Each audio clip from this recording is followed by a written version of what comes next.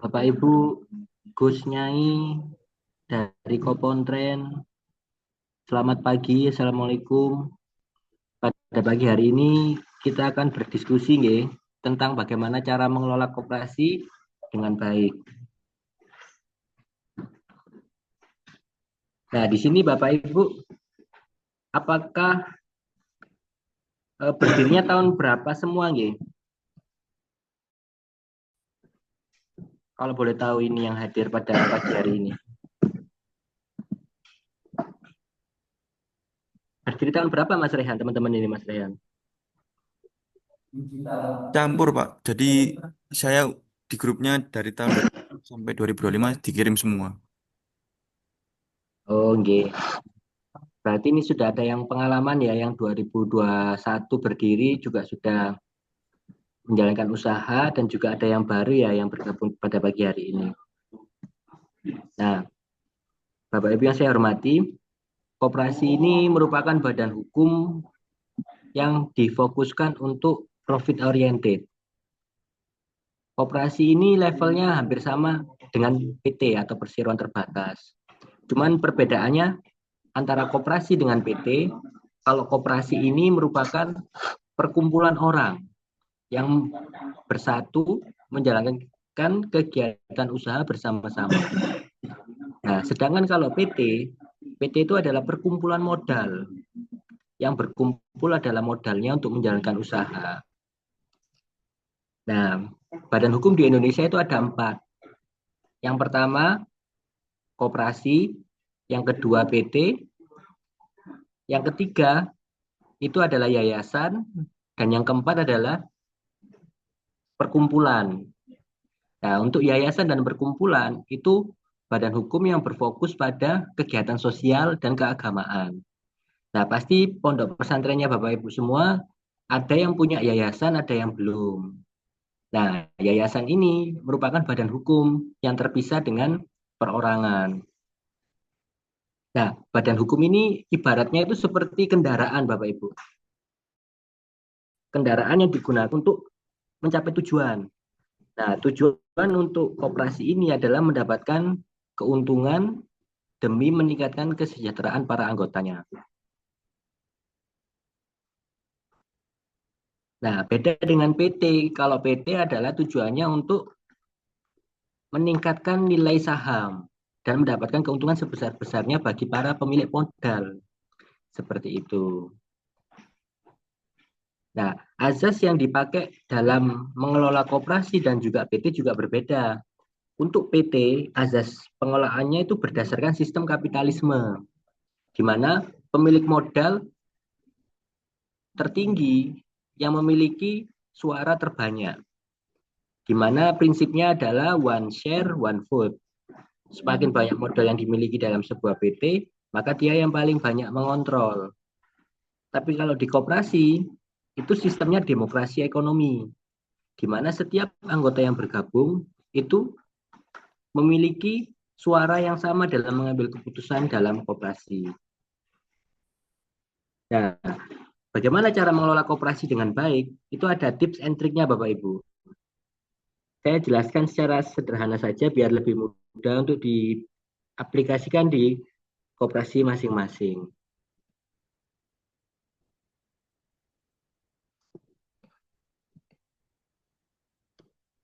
Saya mau share screen dulu ya.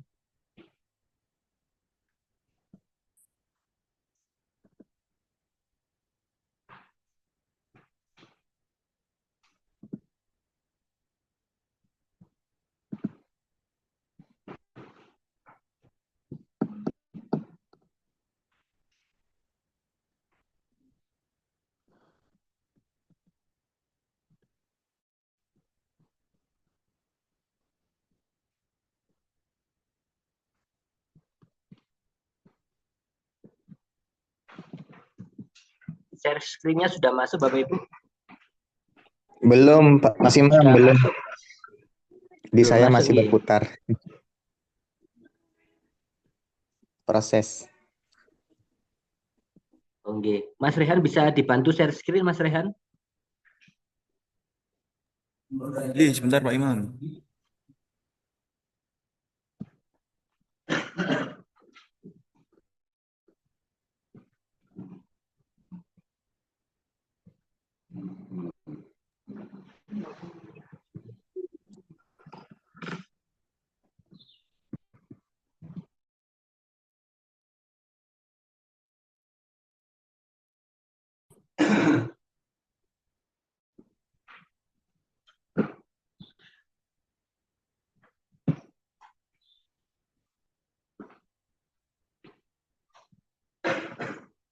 Nah, sudah masuk?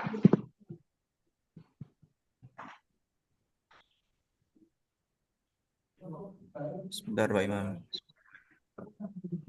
Ini sepertinya sudah masuk, Mas Rea. Coba Sudah bisa Pak Imam? dicek di Sudah, Zoom-nya. sudah. Sudah masuk, nggih. Nggih. Nah, kita akan beri sebuah contoh perusahaan atau badan hukum atau badan usaha yang memiliki tata kelola yang baik dan mana yang tidak. Nah, kita bisa mengambil contoh, salah satunya adalah BSI. Nah, BSI kita semua sudah tahu kan, BSI itu merupakan salah satu perusahaan PT yang dikelola untuk prinsip-prinsip syariah dengan fungsi intermediari, fungsi perbankan. Nah, kita bandingkan dengan koperasi BMT Insan Mandiri yang ada di Jawa Tengah. Mereka ini sama-sama badan hukum yang profit oriented. Akan tetapi, PT BSI ini memiliki tata kelola yang cukup baik sehingga mampu mengatasi masalah-masalah yang mereka miliki. Nah, sedangkan BMT Insan Mandiri ini ketika ada permasalahan, karena tata kelolanya tidak baik dengan sistem perusahaannya itu yang tidak tersistematis, akhirnya dia mengalami kebangkrutan seperti itu. Nah, kita pernah mendengarkan suatu peristiwa kasus yang dialami oleh BSI. Salah satunya adalah kasus pelunasan biaya haji yang macet. Nah, pelunasan biaya haji yang macet ini sangat meresahkan para jamaah haji yang akan berangkat haji pada waktu itu. Dan uang yang ada di BSI tidak bisa ditarik. Nah, ketika mengalami hal itu, apa yang harus dilakukan oleh BSI? Nah, mereka punya sistem. Sistem ini adalah sistem DCG yang membuat orang-orang itu bisa percaya kepada Bank BSI. Nah, BSI punya sistem informasi yang transparan, serta peran para pengawasnya itu berjalan dengan baik. Ketika ada masalah, pengawasnya, komisarisnya itu langsung melakukan audit internal. Oh, ternyata ada kebocoran data di sistem keuangannya. Nah, ini yang membuat sistem keuangannya mengalami kebobolan, sehingga pada waktu itu langsung diperbaiki. Nah, berbeda dengan BMT Insan Mandiri. Dia mengalami kasus simpanan anggota atau tabungan hajinya di sana tidak bisa ditarik. Nah, masyarakat akhirnya menilai bahwa investasi di BMT Insan Mandiri ini investasi yang bodong. Ketika dibuka RAT-nya dengan fisiknya ternyata berbeda. Informasi tidak transparan, peran pengawas tidak jelas. Nah, akhirnya BMT Insan Mandiri ini ditinggalkan oleh para anggotanya dan akhirnya bangkrut dengan sendirinya. Nah, kita akan coba mencontoh dengan sistem tata kelolanya Bank BSI, Bapak Ibu sekalian. Nah, BSI ini telah berhasil menyalurkan pembiayaan pada sektor keuangan hingga mencapai 80 triliun, Bapak Ibu sekalian. Dan keuntungannya bisa mencapai 300, asetnya tumbuh menjadi 357 triliun.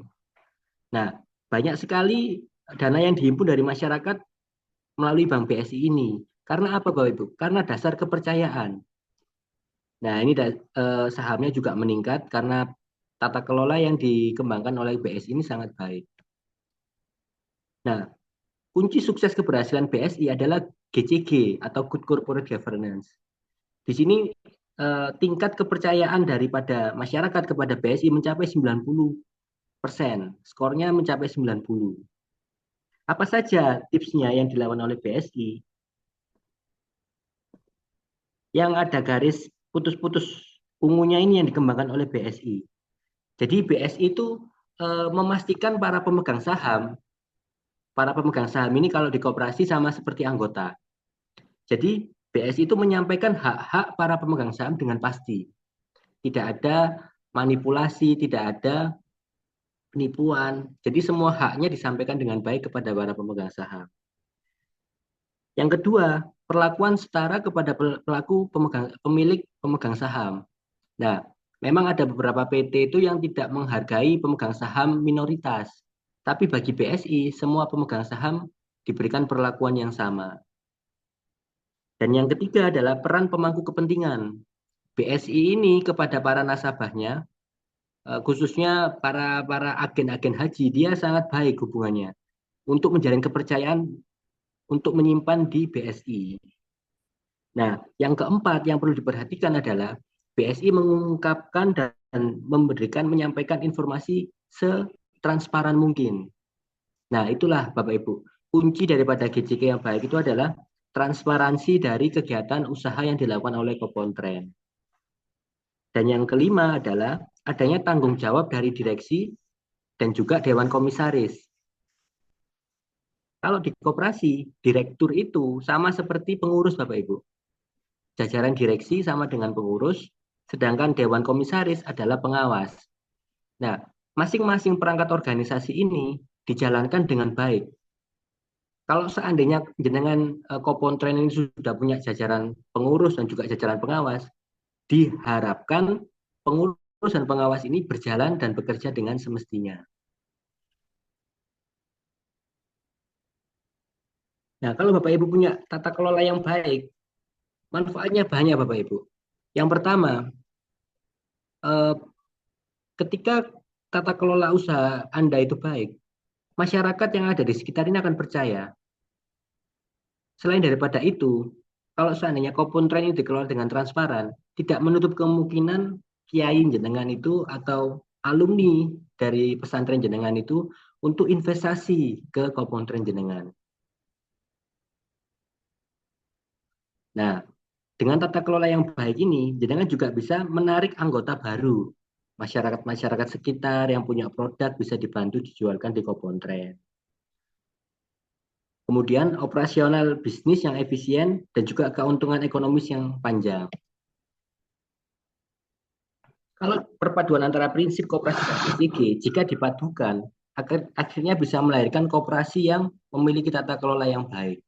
Kita bisa mencontoh kalau Kopontren yang memiliki GJG yang baik itu adalah Kopontren Sidogiri yang punya BMT Basmala, yang punya toko Basmala, kemudian ada lagi Kopontren dulu itu Kopontren Hidayatullah Sakina, itu dulu juga Kopontren.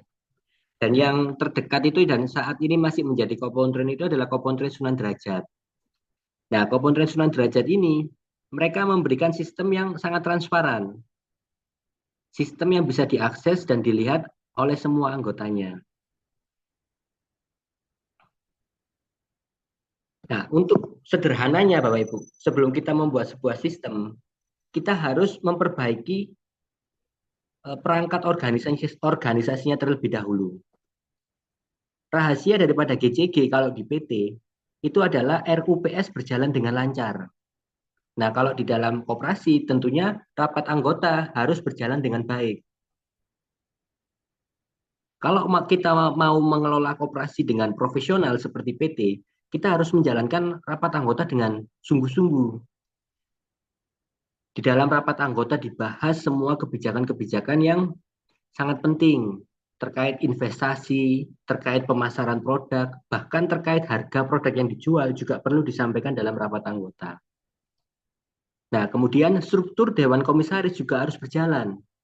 Kalau Dewan Komisaris ini di dalam koperasi namanya pengawas. Pengawas harus memastikan pengurus ini menjalankan keputusan-keputusan yang diambil dalam rapat anggota.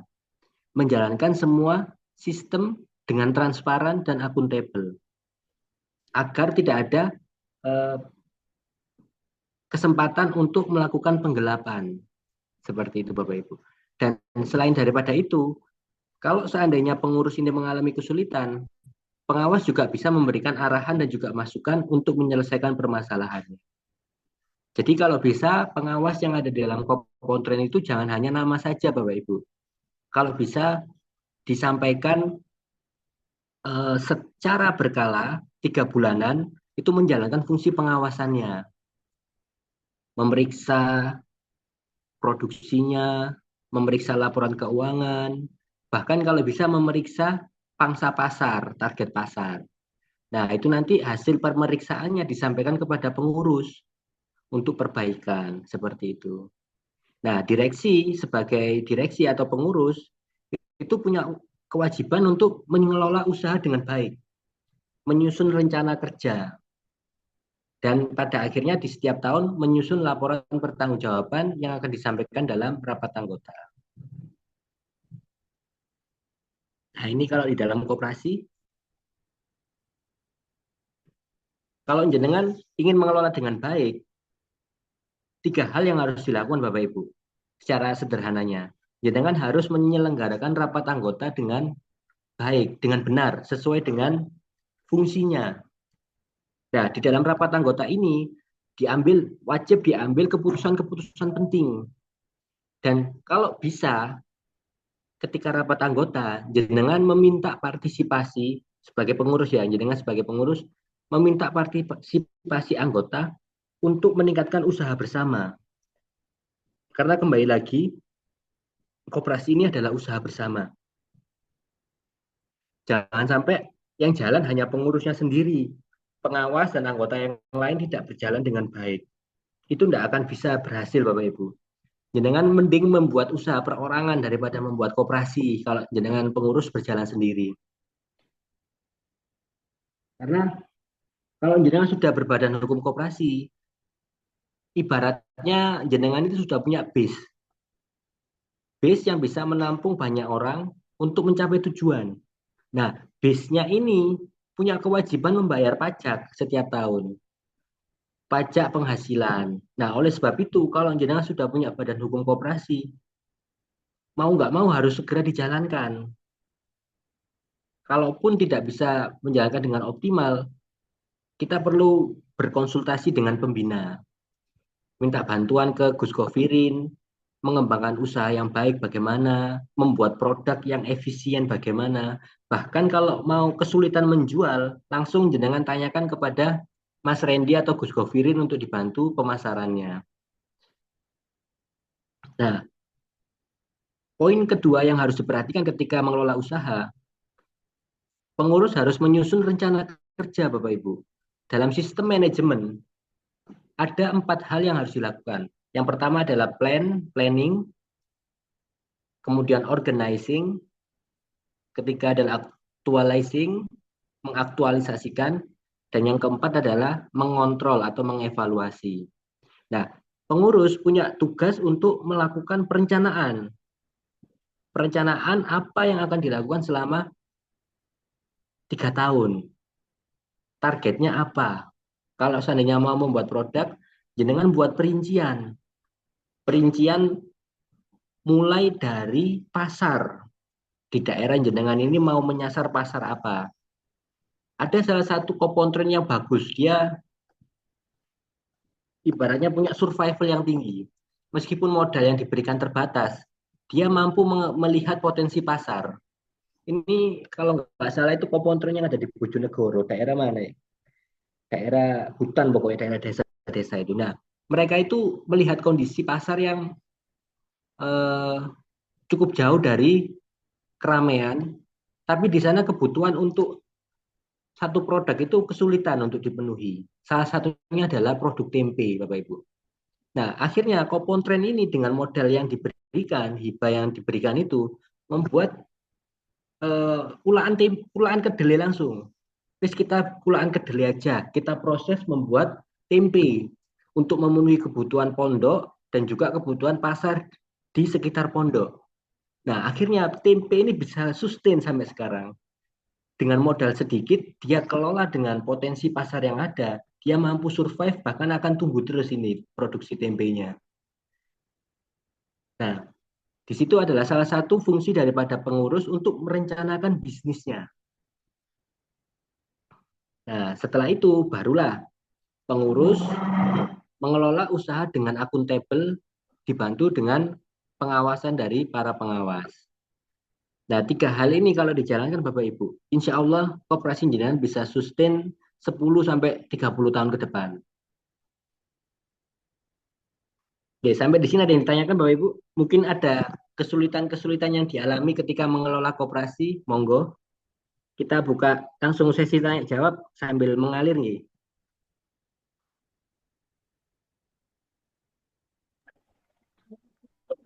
Iya, Mas Imam. Oke, Ini Gus, gimana Gus? yang saya tanyakan, eh, di pondok pesantren kan seharusnya ada kopontren ya yang bisa menaungi Oke, atau menjadi lahan usaha bagi pondok pesantren itu sendiri. Nah, oke. alhamdulillah di pesantren kami ada pondok pesantren, ada kopontren. Akan tetapi masih masih dalam kegiatan renovasi dan belum ada barang yang untuk distributor memasukkan itu belum ada. Tapi apakah bisa melegalkan badan hukum tapi belum terbentuk, belum terbentuk toko atau koperasinya gitu. Apakah bisa? Apakah Nah, harus selesai dulu baru buat badan hukum gitu? nah, jenengan sudah punya badan hukum kopontren belum, Gus? Belum Mas Imam. Nah, belum punya, nggih. Iya. Kalau saran saya, jenengan sedang ikut program OPOP atau belum? Iya, saya aktif alhamdulillah di OPOP. Terus saya minta bantuan ke Mas Randy untuk dikasih kuota untuk tahun depan. Nggih. Untuk Iya, fasilitasi badan hukum ya. iya, Nggih, tidak apa-apa, Gus. Jadi, untuk sementara, koperasinya iya. dikembangkan dulu usahanya. Oke. Nah, kalau memang sedang tahap renovasi dan sudah selesai dalam akhir tahun ini, jenengan bisa langsung menjalankan usaha. Ah gitu. Nanti Oke. sistemnya adalah usaha kelompok. Usaha kelompok baik. Nah, usaha patungan, usaha kelompok ini nanti dicatat, tetap dicatat modalnya masing-masing pengurus Ah, atau masing-masing pembina yang ada di pondok yang mau berpartisipasi dalam usaha kelompok dicatat modalnya masing-masing. baik, Kemudian dari baik, modal yang terkumpul itu digunakan untuk apa? Nah, setelah itu pokoknya jenengan tetap harus melakukan pembukuan secara akuntabel. Meskipun masih baik. belum ada badan hukum, jenengan menjalankan usaha patungan ibaratnya, usaha kelompok. Nah, yang harus jenengan lakukan tetap harus melakukan pembukuan secara akuntabel, dicatat Baik. semua seperti itu, Ge. Nah, nanti peruntukan modal ini diperuntukkan untuk beli apa? Beli rak, beli bahan baku, beli etalase. Nah, itu nanti jenengan catat. Nah, kemudian ketika tokonya sudah buka, kan ada transaksi jual beli kan. Nah, Baik, baik. setiap transaksi dicatat dan dibukukan setiap hari. Nanti bisa minta tolong teman-teman santri untuk mencatat. Nah, Baik. itu toko sekolah atau koperasi sekolah yang masih belum punya badan hukum itu tidak masalah. Jadi sementara jenengan membuat usaha bersama pengurus sama santri bersama-sama. Nanti Jadi gini, santri yang membantu mengelola. jadi gini proses prosedurnya nggih Mas Imam. Napa kita buat fisik dulu baru nanti buat badan hukumnya gitu. Nggih, sambil menunggu fasilitasi badan hukum tahun depan. Oke, baik. Apa namanya? Di sekitar saya ini kan ada beberapa koperasi dan koperasi entah itu dari pesantren atau dari sekolah. Saya kopsi saya enggak tahu. Nah, rencana saya mau dibuat sistem apa namanya? Barcode seperti mereka gitu loh. Jadi tahap renovasi saya itu ingin mengupgrade sebelumnya yang manual, pembukuannya manual, ingin seperti koperasi kayak di Indomaret, kayak di situ. Oh, Karena nggih. karena Jenengan di pesan coba, jenengan dari pondok pesantren mana nggih, Gus? Markas Said Alawi Al Maliki Malang. Oh, Malang nggih. Gitu. Di Malang Nggih. itu bisa konsultasi ke eh, Sinten. kalau yang terdekat itu di Sidogiri, Gus. Yang Kabupaten Sidogiri Basmala itu. Iya. Nah, Itu yang di sini terdekat. juga di sini karena di pondok pesantren itu rentan dihutangi, jadi pembayarannya itu via sistem atau ada yang pakai barcode atau bahkan ada yang pakai email, email gitu. Oh, nggih. Ya, Nggih. jadi untuk usaha toko ini ada beberapa kopontren yang sudah berhasil. Nggih. Kalau yang di daerah Malang itu sebenarnya juga ada sih yang di daerah Malang itu yang deket itu apa ya? Lupa saya. Mungkin nanti tanya Mas Randy ya atau Mas Aziz. Oh, Mas Rehan. Nanti tanya Mas Mas, Rehan ya. baik, Kopontren yang punya toko yang ada di daerah Malang. baik, Kalau baik. jangan di daerah Jawa Timur bagian utara itu ada Sunan Derajat. Sunan Derajat Ah, itu ah. siap membantu. Gus Anas itu loh. Toserba itu ya, Toserba Eh, Sunandra. Sunan Derajat. Dan nanti dia juga bisa membantu sistemnya, tata kelolanya. Baik. Barang-barangnya pun juga bisa dibantu suplai, mencarikan distributor. Baik, dari seleksi badan hukum itu ada kriteria khusus enggak untuk koperasi lebarnya sekian atau harus jumlahnya sekian gitu. Untuk teknisnya nanti ke Mas Randy sama Mas Rehan ya Gus. Yang penting jenengan Oh, pondok pesantrennya sudah punya badan hukum. Itu yang penting. sampun yayasan. Oke, Gitu. sudah terdaftar di OPOP, terus sudah punya rencana pengembangan usaha. Baik, baik, baik. Ya, seperti itu Mas Imam, terima kasih. Oh iya, satu lagi Mas Imam yang selalu ingin saya tanyakan adalah dulu itu Gus Govirin pernah mengenalkan kepada kita pengusaha apa ya, cacing atau pengusaha maggot di daerah Malang. Oke. Ya, itu di mana ya? Saya pengen tahu kontaknya, pengen juga apa beternak seperti dia, ada Nah, lahan. itu juga bisa dipakai Gus. Jadi selain membuka toko, jenengan buat sektor pembudidaya cacing tadi. Nah, Anjing. nanti hasil daripada budidayanya bisa dijual ke masyarakat lokal atau dihimpun bersama dengan koperasi yang lain. Ibaratnya koperasi yang lain tadi, yang induknya tadi, kebutuhan pasarnya sangat tinggi, bisa ngambil punya yang jenengan. Kalau bisa pakai sistem kemitraan, jenengan nanti diajarin sekaligus dikasih bibit-bibitnya, sekaligus dikasih pakan-pakannya. Nanti kalau sudah panen dijual ke sana atau jenengan bisa menjual sendiri. Nanti coba dikasih tahu sama Mas Rehan, G. Mas Rehan bisa mencarikan ya. Baik, baik. Ya, siap, siap. Segera. Nanti saya follow up Mas Rehan. Terima kasih Mas Imam. Thank you. Ada lagi yang ditanyakan, Bapak Ibu?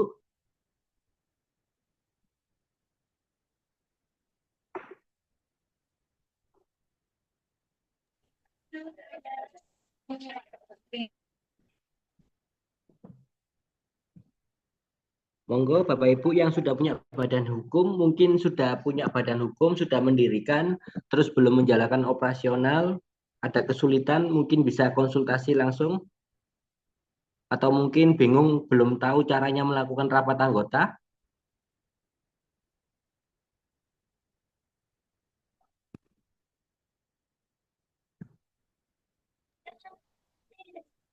Nah, ini di slide ini, bagi koperasi yang belum RAT bisa mempelajari bagaimana cara menyelenggarakan RAT.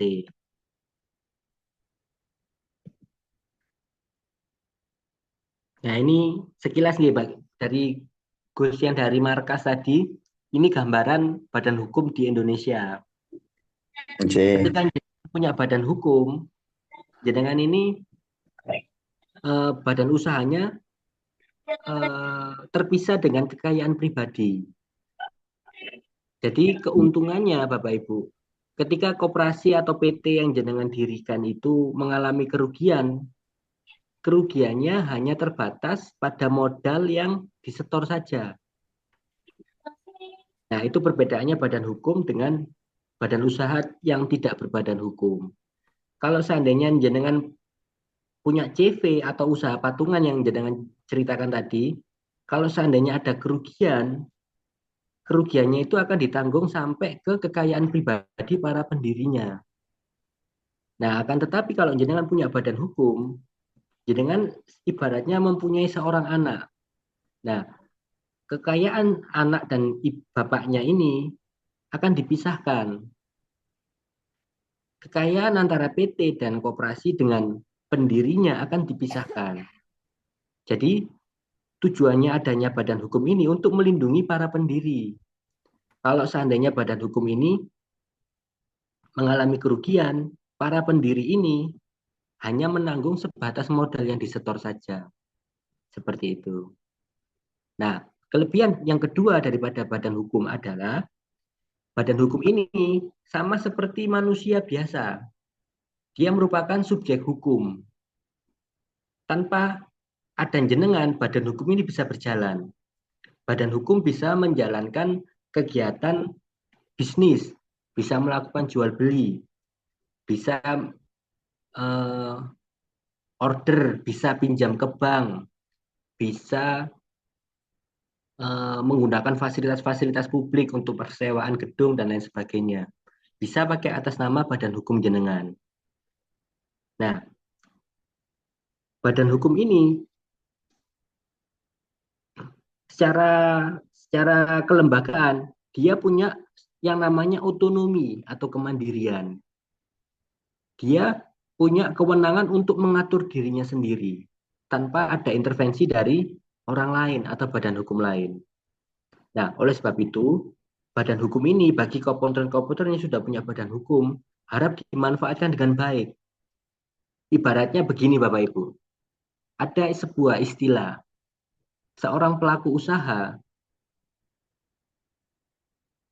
itu seringkali ketika usahanya jalan, dia harus berada di dalam tempat usaha itu.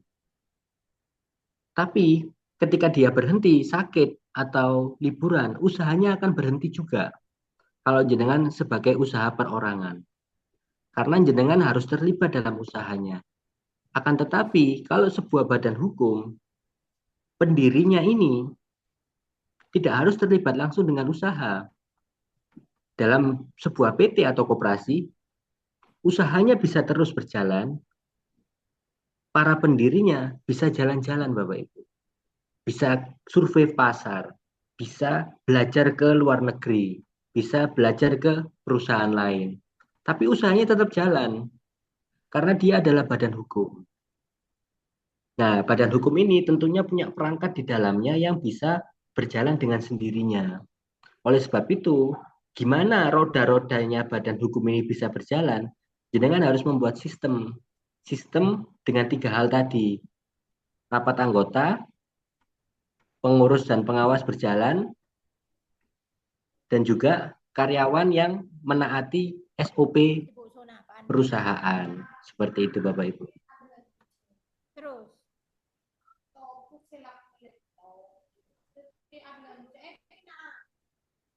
Nah, jenengan ketika membuat sebuah badan hukum koperasi, ada perubahan yang awalnya kepentingan individu, kepentingan masing-masing orang, itu berubah menjadi kepentingan bersama. Tanggung jawab individu berubah menjadi tanggung jawab lembaga. Nah, ketika jenengan sudah membuat perkumpulan baik berbentuk koperasi ataupun berbentuk PT, sudah menjadi tanggung jawab bersama Bapak Ibu. Dia menjadi subjek hukum, bisa menuntut, bisa dituntut secara peradilan. Dan dia juga mempertanggungjawabkan usahanya kepada para pemilik. Kalau jenengan sudah punya kopontren, yakni para anggota. Dan yang kelima adalah sebagai badan hukum, sebagai subjek hukum yang berbadan hukum atau badan usaha yang berbadan hukum, jenengan harus menaati peraturan yang berlaku. Sama seperti manusia, Bapak Ibu. Nah, ini adalah struktur organisasi dalam koperasi. Struktur organisasi tertinggi adalah musyawarah anggota, rapat anggota. Ini yang menjadi pengambil keputusan tertinggi dalam koperasi. Kalau di PT tadi namanya RUPS, Bapak Ibu. Nah, nanti dalam rapat anggota, jenengan membuat sebuah keputusan yang harus dilaksanakan oleh pengurus. Pengurus menjalankan keputusan-keputusan yang diambil dalam rapat anggota. Di dalam rapat anggota pun pengurus juga mengusulkan rencana kerja. Kalau seandainya disetujui oleh para anggota, maka pengurus harus menjalankan rencana kerjanya dengan baik. Nah, nanti pengawas sebagai komisarisnya mengawasi kinerjanya para pengurus. Apakah sesuai dengan rencana atau melenceng dari rencana. Kalau melenceng ini apakah benar atau perlu diperbaiki. Nah, disinilah tiga perangkat organisasi ini harus berjalan. Nah, kalau koperasi menjalankan kegiatan usaha dengan prinsip syariah, khususnya untuk pembiayaan syariah atau simpan pinjam syariah, wajib ada Dewan Pengawas Syariahnya yang mendapatkan sertifikat DSN dari MUI.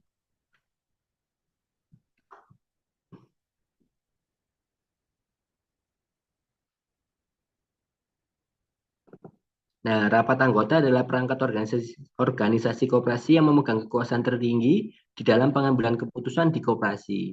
Sebagai pelaksanaan prinsip demokrasi, transparansi, dan akuntabilitas dalam tata kelola koperasi yang baik. Dasar hukumnya di Permenkop UKM nomor 19 tahun 2015, Bapak Ibu. Dewan Pengawas Syariah ini yang menunjuk kami apa dari MUI sendiri itu, Mas Imam? Dari pendiri, Pak. Para Oh, dari pendiri. pendiri. G mengangkat Dewan Pengawas Syariah, tapi syaratnya Dewan Pengawas Syariah yang diangkat ini punya sertifikat dari MUI, DSN MUI. Kalau seandainya jenengan belum ada simpan pinjamnya, maka tidak harus mengangkat DPS dulu, Bapak. Tapi kalau ada USPPS-nya, maka wajib mengangkat Dewan Pengawas Syariah.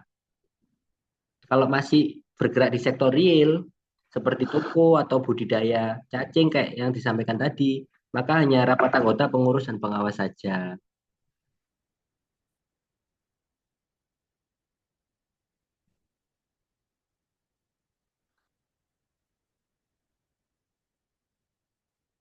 Nah, di dalam rapat anggota, itu akan mengambil keputusan-keputusan penting terkait kebijaksanaan umum, keputusan-keputusan terkait bidang organisasi, manajemen, dan usaha koperasi, menyusun anggaran dasar, pemilihan, pengangkatan, dan pemberhentian pengurus dan pengawas, menetapkan rencana kerja, dan RAPBK, serta pengesahan laporan keuangan dan laporan pertanggungjawaban pengurus, serta penentuan pembagian sisa hasil usaha, serta penggabungan, serta keputusan untuk menggabungkan koperasi, melebur, atau membagi, bahkan membubarkan koperasi. Nah, rapat anggota ini bisa dilakukan secara kelompok, secara tertulis, dan juga secara elektronik melalui Zoom. Nah, di dalam rapat anggota ini, yang memimpin rapat anggota bukan pengurusnya, tapi perwakilan dari anggota untuk menjadi moderator dalam menjalankan rapat anggota.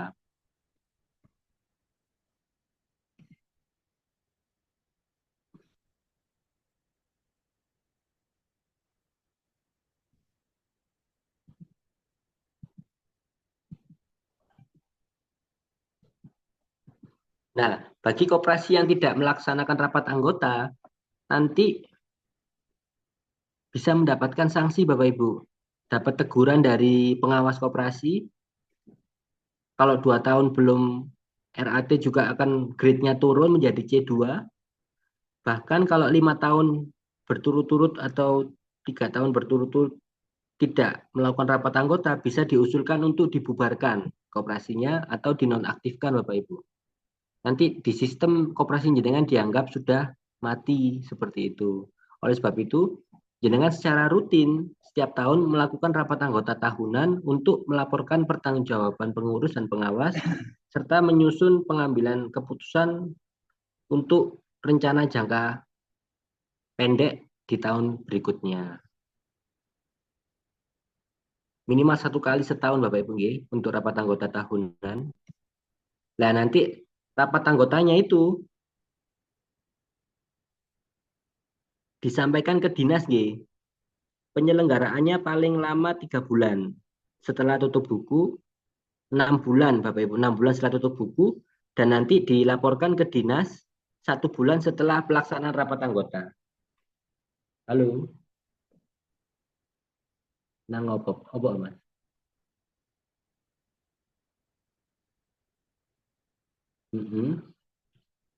Doa musim mrene aku Zoom cak. Ya wis. Oke. Nah, nanti rapat anggotanya dilaporkan ke dinas nih.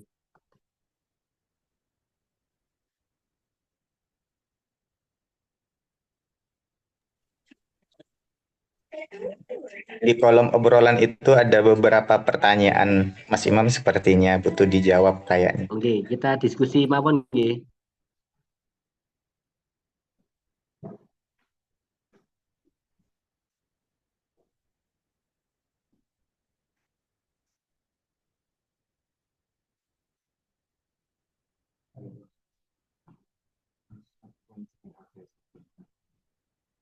Nah, ini bagi pondok pesantren yang belum punya kopontren, saya kasih share slide yang selanjutnya ya. Jadi untuk mendirikan koperasi Bapak Ibu,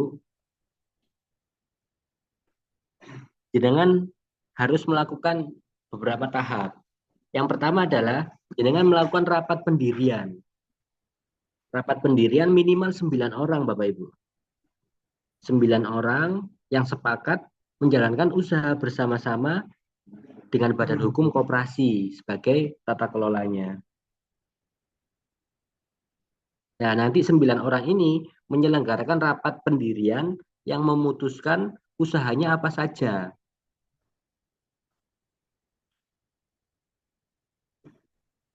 Selain usahanya apa saja, jenengan menyusun berapa modal yang dibutuhkan untuk menjalankan usaha. Nah, setelah itu dibuatlah pembagian berapa simpanan pokok yang harus dibayarkan oleh anggota untuk menjadi anggota, serta jumlah saham yang dimiliki para masing-masing anggota. Simpanan wajibnya itu Bapak Ibu. Nah, setelah usaha dan modal ditentukan, maka kita pilih siapa pengurusnya yang akan menjalankan usaha koperasi ini, usaha bersama-sama ini. Nah, setelah dipilih pengurus dan pengawas, maka dipilihlah namanya. Ditentukan namanya minimal 3 suku kata, Bapak Ibu.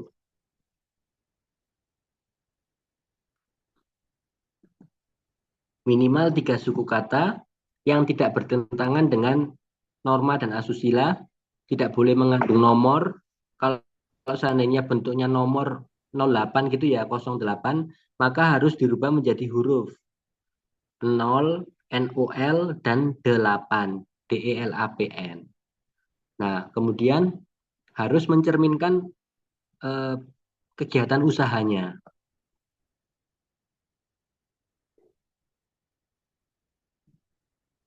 Kalau seandainya dikasih nama Kopontren gitu enggak masalah sebenarnya karena memang fokusnya koperasi untuk memenuhi kebutuhan pondok pesantren dan juga mensejahterakan pondok pesantren. Enggak masalah Kopontren di nama pondoknya di mana gitu, enggak masalah Bapak Ibu. Kalau seandainya dibuat lebih menarik juga enggak masalah. Nah, untuk prosesnya jenengan hanya menyusun rapat pendirian ini saja.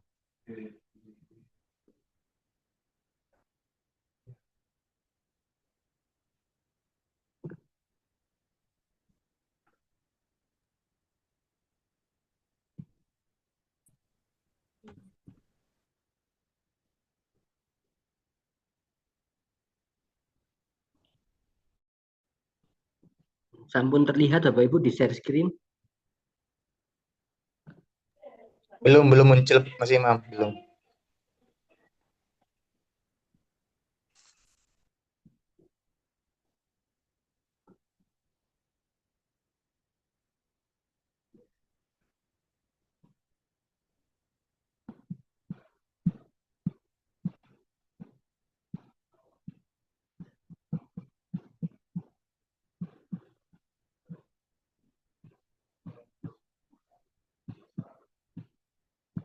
Nah, setelah jenengan membuat rapat, menyelenggarakan rapat pendirian, jenengan membuat berita acaranya, berita acara pendirian koperasi apa namanya. Nah, setelah itu jenengan membuat surat kuasa atau 9 orang ini secara bersama-sama datang ke notaris untuk disahkan badan hukum koperasinya ke Kementerian Hukum. Nah, setelah dari notaris, jenengan akan mendapatkan SK Kementerian Hukum pengesahan badan hukum koperasi jenengan. Nah, setelah itu jenengan sudah bisa menjalankan kegiatan usaha dengan terlebih dahulu mengurus NPWP dan juga NIB. Karena badan hukum itu sama seperti manusia harus punya izin berusaha. Usaha perorangan pun juga harus memiliki NIB. Seperti itu Bapak Ibu.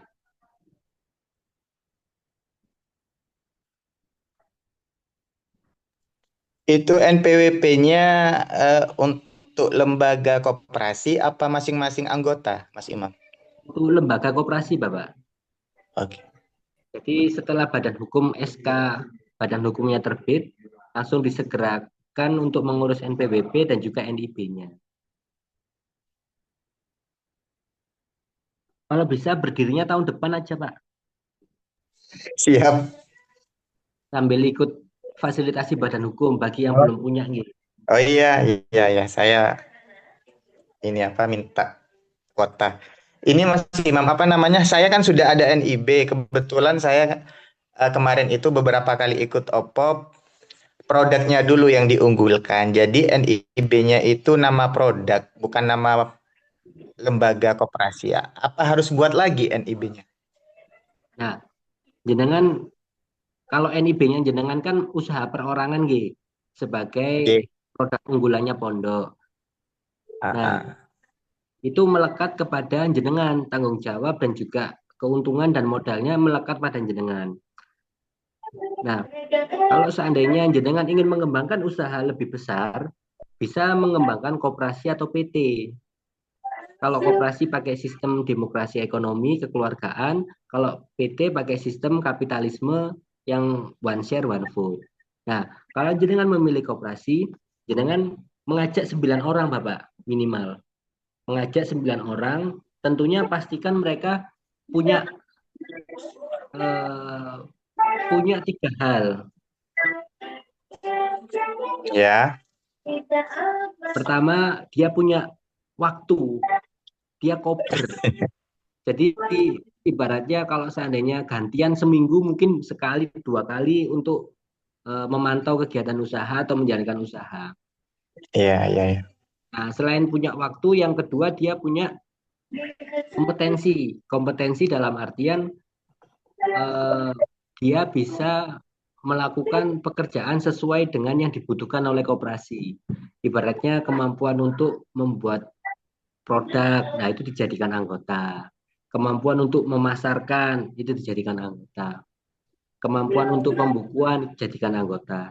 Kalaupun masih punya kemampuan dasar, nanti jenengan bisa mengusulkan untuk pelatihan setelah badan hukumnya berdiri. Nanti bisa dibantu pelatihan oleh Gus Govirin, cara membuat pembukuan, cara mengolah produk, seperti apa. Dan yang ketiga, harus punya integritas. Integritas yang tinggi dalam hal ini adalah kejujuran dan juga bisa menjalankan amanat, Bapak Ibu. Jadi, karena koperasi ini nantinya akan menjalankan usaha yang sumber modalnya dari para anggota. Uangnya nanti akan dikelola bersama-sama, sehingga perlu anggota yang dipilih adalah anggota yang punya integritas yang tinggi, seperti itu.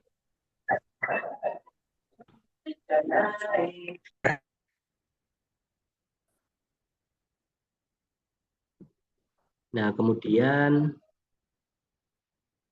mekanismenya cukup mudah Bapak Ibu. Nanti jenengan setelah membuat rapat pendirian, jenengan tinggal ke notaris saja. Ini kan rapat pendiriannya ya. Rapat pendiriannya menentukan nama koperasi, rancangan anggaran dasar nanti bisa di-share oleh teman-teman Mas Randy sama Mas Rehan. Kemudian memilih usahanya apa, modalnya berapa, siapa pengurus dan siapa pengawasnya. Nanti draft berita acara rapat anggota juga akan kami bagikan ya. Yang penting jenengan bisa mengumpulkan 9 orang yang calon anggota yang loyal, Bapak Ibu. Yang tadi 3 hal tadi yang dibutuhkan. Nah, kemudian membuat rencana bisnis plan, rencana kegiatan usaha, agar ketika sudah mendapatkan SK, jenengan sudah bisa langsung menjalankan bisnis.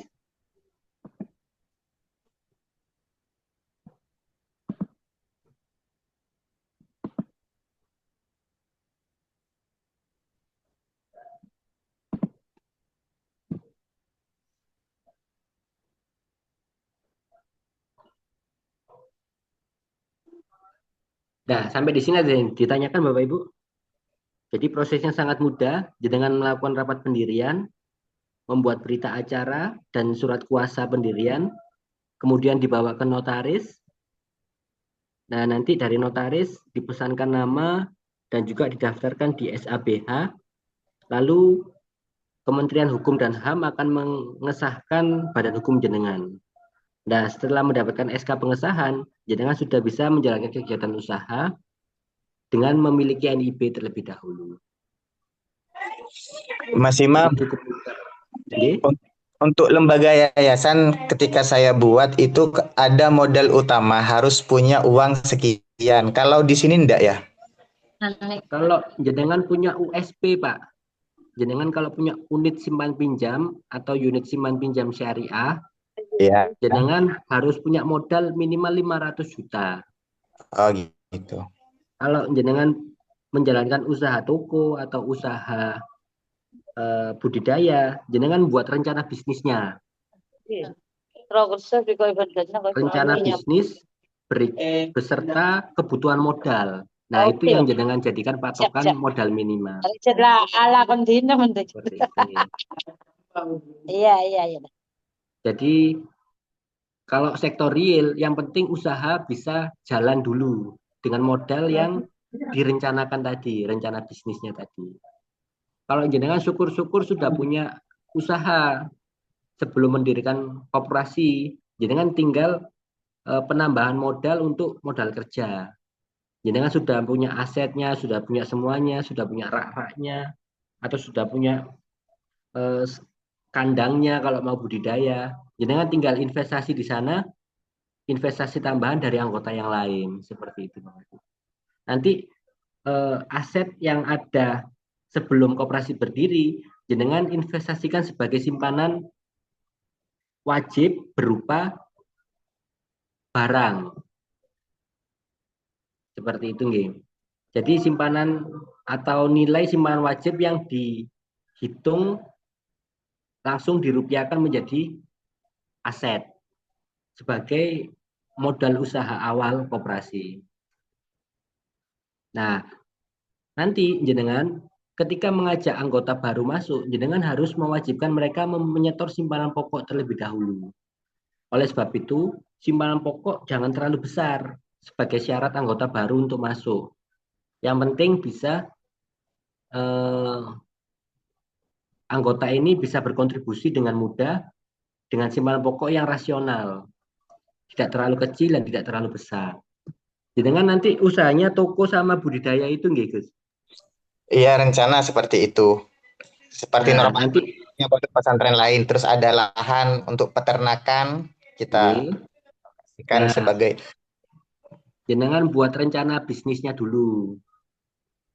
Kemudian setelah rencana bisnisnya disusun, jenengan sambil menunggu renovasi, jenengan bisa rapat pendirian sambil menunggu fasilitasi. Rapat pendirian, nah nanti kalau bisa dimulai rapat pendirian itu tahun depan. Saat ini jenengan menjalankan usaha perorangan dulu saja enggak apa-apa. Dan nanti tahun depan ketika ada fasilitasi badan hukum, biaya notarisnya ini akan dibayarkan oleh dinas, disubsidi. Nah, baik. semoga nanti di tempatnya jenengan itu tidak lebih dari 3 juta harga notaris. Karena subsidi dari dinas saat ini 3 juta, Bapak. 3 juta, saya dapat notaris dari Gus Gofirin, harganya sekitar segitu. Oke, pas. Jadi enggak perlu nambahin. Kalau di Surabaya bisa 6 juta sampai 8 juta soalnya. Oke. Iya. Sampai di sini ada yang ditanyakan Bapak Ibu? Yang jadi kendala sejauh ini 9 orang ini, apakah bisa satu keluarga atau harus beda kakak gitu? Nah, untuk pengurus dan pengawas ini kalau seandainya jenengan ada usaha simpan pinjamnya, itu tidak boleh satu keluarga. Satu keluarga, satu semenda, satu garis, satu level. Jadi kayak suami istri itu tidak boleh, adik kakak atau bapak ibu sama anak tidak boleh.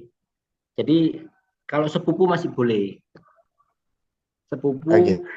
ya, kemudian tante, paman, pamannya ipar atau sepupunya iparnya sepupu itu masih boleh. Yang penting satu garis, satu level. Baik. Firman, Nah, nanti nanti bisa itu ya diatur bersama dengan bulan pondok dekat ya. pelanggan pote cek cakar Nah, dejan ko. untuk anggota yang lain selain pengurus dan pengawas itu boleh gabung. Ibaratnya suami istri ya, suaminya jadi pengurus, istrinya jadi anggota, itu boleh. Anggota biasa. Istrinya jadi sekretaris, suaminya jadi anggota biasa, seperti itu. Baik.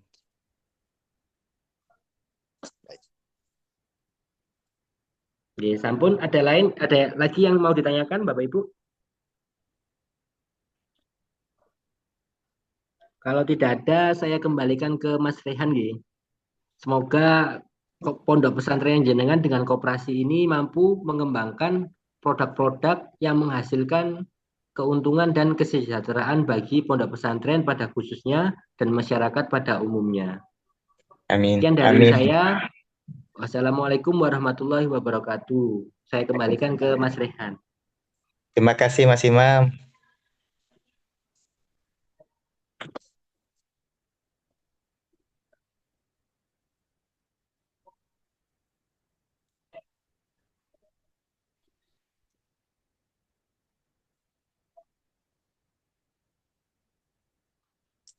Halo. Nggih, Gus. Ngapunten. Nggih. Lanjut terkait lomba, lanjut nggih Mas. Kulo sudah mendaftarkan santri-santri kulo.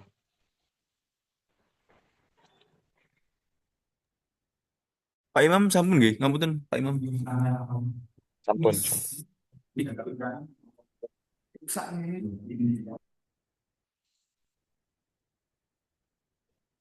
Pak Imam sudah pamit. Pripun Gus? Mas Imam sudah pamit. Oh, sudah selesai. Sudah selesai. Oh, nggih. Baik, bentar.